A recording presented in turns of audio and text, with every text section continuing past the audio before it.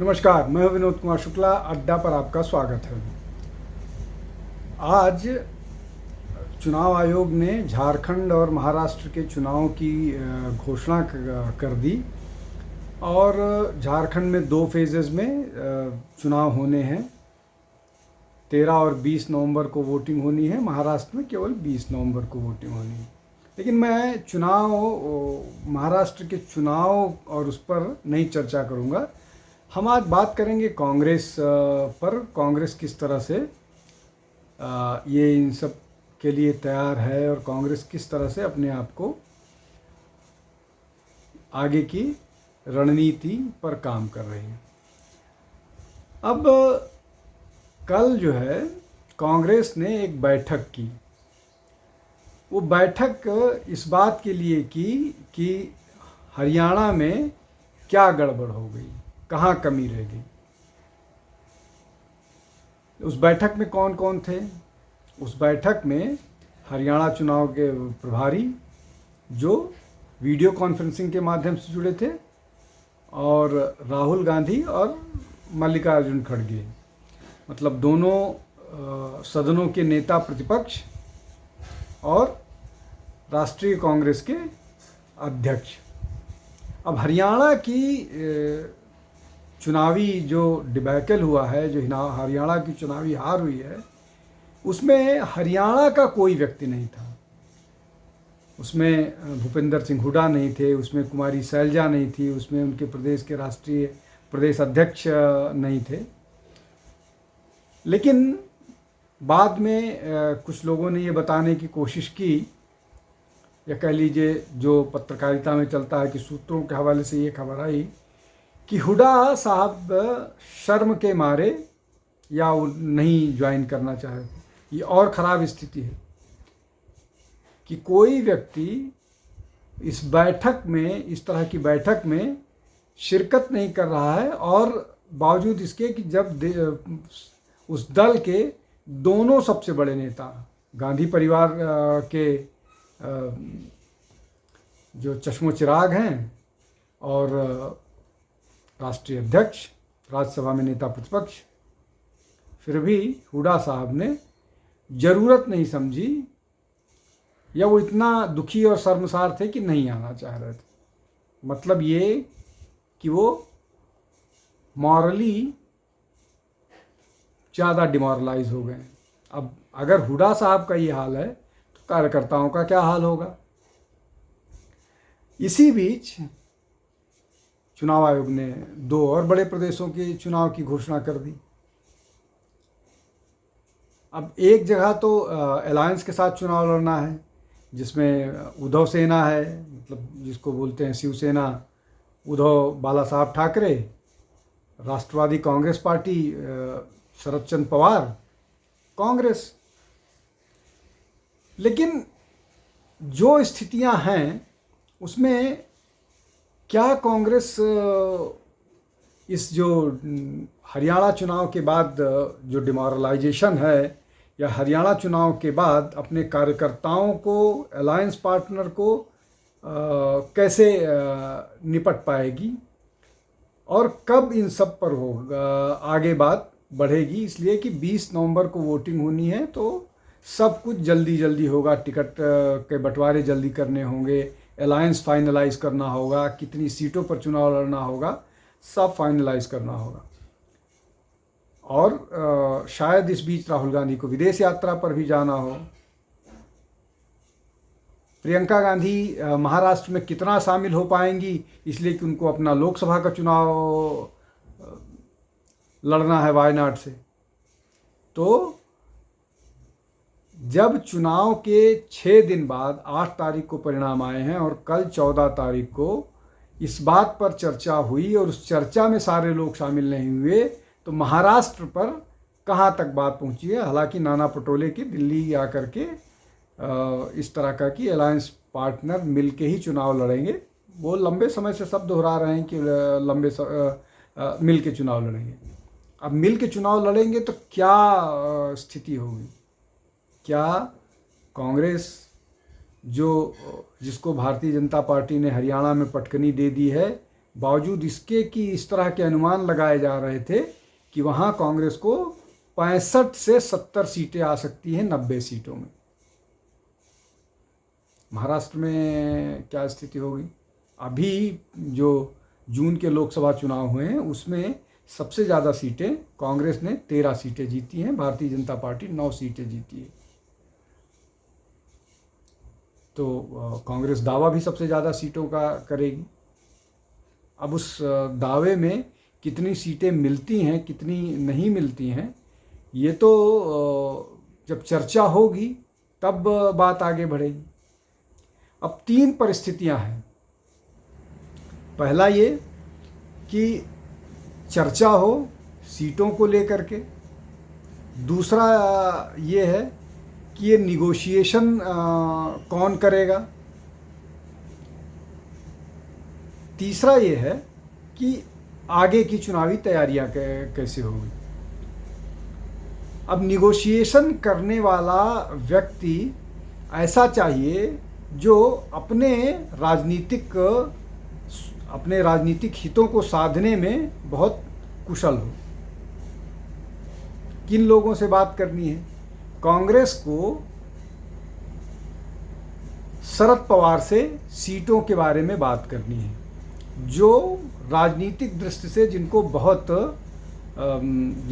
बहुत shrewd politician बोला जाता है, उनसे आपको ज़्यादा से ज़्यादा सीट निकालनी है। दूसरा कौन है? दूसरा शिवसेना उद्धव ठाकरे है। शिवसेना उद्धव ठाकरे वो उद्दंड राजनीतिक दल है। वो लॉजिक पर बात नहीं करता है। वो पूरा का पूरा राजनीतिक दल उनका व्यवहार दूसरे तरह का है। तो कांग्रेस को ये 2 अलग तरह की मानसिकता के लोगों से डील करना है। कौन डील करेगा? नाना पटोले की कोई हैसियत नहीं है इन लोगों के सामने, चाहे शरद पवार हो चाहे उद्धव ठाकरे हो। ये कौशल राहुल गांधी में दूर दूर तक नहीं नजर आता है। ना ही ये काम मल्लिकार्जुन खड़गे कर सकते हैं, या बाकी और आप जिनका नाम लेते हैं, जो चाहे जयराम रमेश हो, चाहे उसमें केसी वेणुगोपाल हो। केसी वेणुगोपाल को लेकर के तो जिस तरह की खबरें चल रही हैं, उनको आगे किया भी जाएगा कि नहीं किया जाएगा, ये एक बड़ी समस्या है। एक अविनाश पांडे हैं, वो महासचिव हैं, लेकिन उनकी क्या स्थितियां हैं ये कहना मुश्किल है। अभी उत्तर प्रदेश को लेकर के ही उन्होंने जिस तरह की बातें की, उससे लग रहा था कि उनमें राजनीतिक समझ, राजनीतिक परिपक्वता कहीं नज़र नहीं आ रही। अब ये जो बातें हैं ये इसलिए महत्वपूर्ण है कि अब समय नहीं बचा है। आज 15 तारीख, आज 16 तारीख है, और 16 तारीख को इसका मतलब कुल 1 महीने 4 दिन का समय सबके पास है। 1 महीने चौथे दिन वोटिंग हो जाएगी। मतलब 1 महीने 2 दिन पहले चुनाव प्रचार बंद हो जाएंगे। तो 1 महीने 2 दिन का समय है, और उसमें अभी अलायंस फिक्स नहीं हुआ है, कैंडिडेट फिक्स नहीं हुए हैं, कितनी सीटें कौन लड़ेगा, कौन लोग होंगे। आज राष्ट्रीय अध्यक्ष ने 8 लोगों को 4 जोन के हिसाब से बांटा है। उसमें अशोक गहलोत हैं, उसमें बघेल हैं, उसमें TR सिंहदेव हैं, उसमें सचिन पायलट हैं, उसमें मतलब उसमें इस तरह के लोग हैं जो उसमें वो कर्नाटक के जो राज्यसभा सांसद हैं वो हैं। तो ये एक वो है। उसके अलावा 3 प्रभारी नियुक्त हो गए हैं झारखंड के लिए भी। तो अगर कोई चीज़ अभी शुरू हो रही है, जब इन सब चीज़ों पर फाइनल हो जाना चाहिए, तो आप अपना चुनावी बैटल कैसे लड़ पाइएगा? सारा का सारा योजना हरियाणा में जाट केंद्रित रहा। चाहे उसमें किसानों का मामला हो, चाहे वो पहलवानों का मामला हो, और वो बैकफायर किया। लगातार ये कांग्रेस की तरफ से, राहुल गांधी की तरफ से सीख दी जाती है अपने कार्यकर्ताओं को, अपने बब्बर शेर कार्यकर्ताओं को, कि उनको ओवर कॉन्फिडेंट नहीं होना चाहिए। राहुल गांधी को ये बात कौन बताएगा कि ओवर कॉन्फिडेंस के कारण ही वो चुनाव के दौरान, बीच चुनाव के दौरान यूएस चले गए और उनको लगा कि ये चुनाव के बाद से वहाँ पर अपना एक भाषण देंगे, एक चर्चा करेंगे, एक इंटरव्यू देंगे और हरियाणा का चुनाव वो चुटकी में जीत लेंगे। ऐसा नहीं हुआ। किसानों के आंदोलन को कांग्रेस ने हवा दी, खूब हवा दी। किसान आंदोलन के नेता गुरनाम सिंह चढ़ूनी को 1177 वोट मिला और दूसरे जो प्रवक्ता थे कांग्रेस को, उनको 70 वोट मिला, 560 वोट मिला। अब मैं महाराष्ट्र की बात करते करते हरियाणा पर क्यों आ गया? महाराष्ट्र की बात करते करते हरियाणा पर इसलिए आ गया कि कांग्रेस और अलायंस को, जो कांग्रेस की अलायंस है, उसको इस बार के लोकसभा चुनाव में सबसे ज़्यादा सीटें मिली है। और वहाँ पर भी एक एग्रेरियन कम्युनिटी है जो आंदोलन कर रहा था, मराठा समुदाय। और मराठा समुदाय की नाराज़गी का भी एक बड़ा कारण था कि वहाँ भारतीय जनता पार्टी की सीटें कम हुई।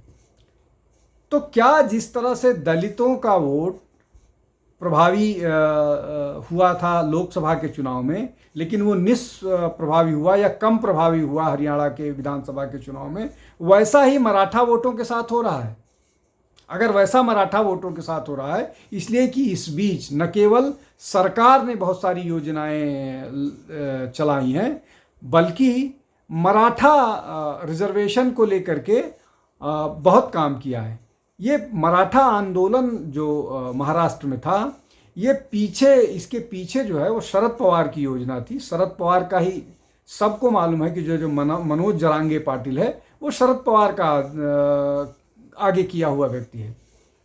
और वो लोकसभा चुनाव के दौरान जिस तरह से उसकी सक्रियता थी, उसका भारी खामियाजा जो Bharatiya Janata party lead alliance थी उसको भुगतना पड़ा। अब क्या वैसा ही विधानसभा के चुनाव में होता दिख रहा है?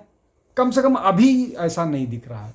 उसके कई कारण। पहला ये कि मनोज जरांगे पाटिल जो हैं वो जनता के सामने एक्सपोज हो गए हैं कि वो शरद पवार के लिए काम करते हैं, एक।